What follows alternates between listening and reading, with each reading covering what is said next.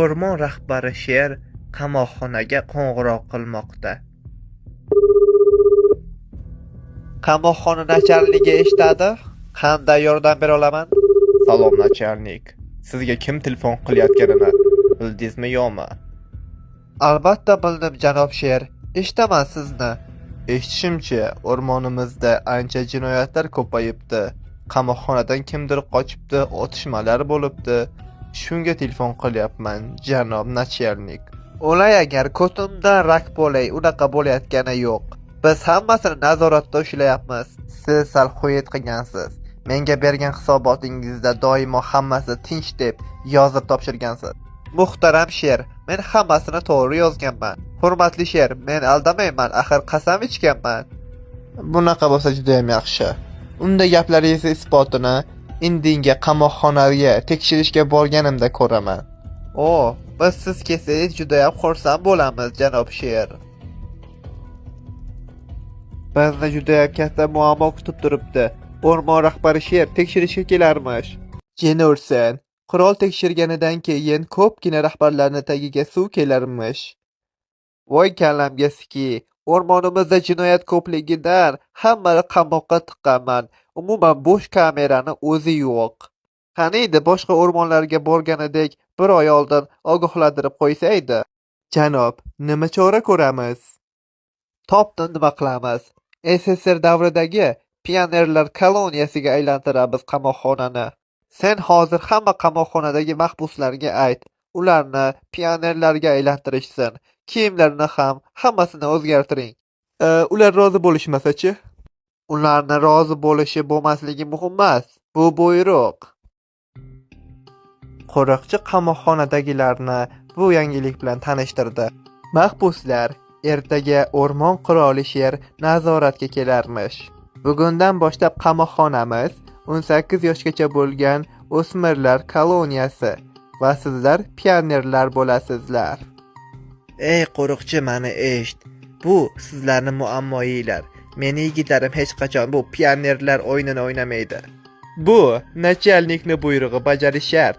Borib nachalnikingga ham ayt. Bu buyrug'ingni hech qachon bajarmaymiz.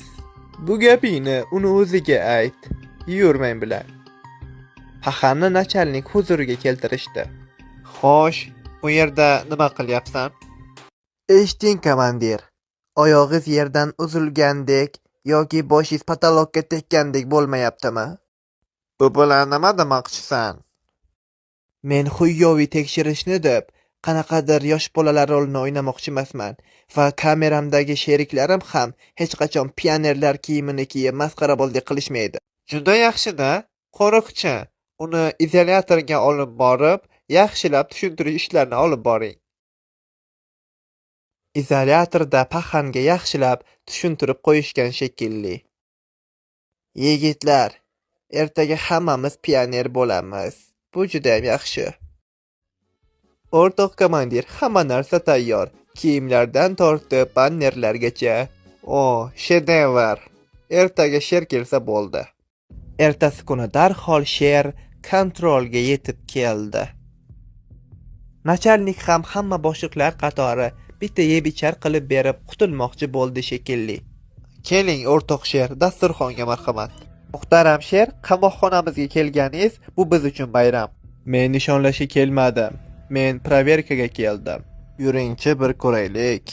Janob sher, shuni faxr bilan ayta olamanki, bizni o'rmonda jinoyatlar kamayib ketgani bois, jinoyatchilar yo'qligi bois, biz bu yerda qamoqxona emas, pionerlar lageriga aylantirdik.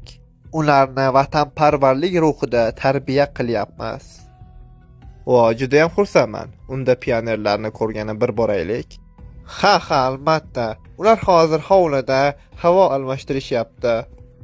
Bu payt Paxan va uning jamoasi hovlida hordiq chiqarishyapti. Mana ular, haqiqiy vatanparvar ruhidagi pionerlar. Paxan aka, ana sher kontrolga keldi shekilli. Bo'ldi, sizlar jimgina kuzatinglar, men gaplashaman. Assalomu alaykum pioner. Isming nima? Meni ismim Paulik. Men mana shu mahbus, mana shu pionerlarning sardori bo'laman. Seni yoshing nechida pioner? Meni yoshim 8da. 8 yosh deysanmi? Bunga ishona olmayapman. Ha, yoshimga ishonmaysiz, lekin qamoqxonani lager desa ishonasiz-a?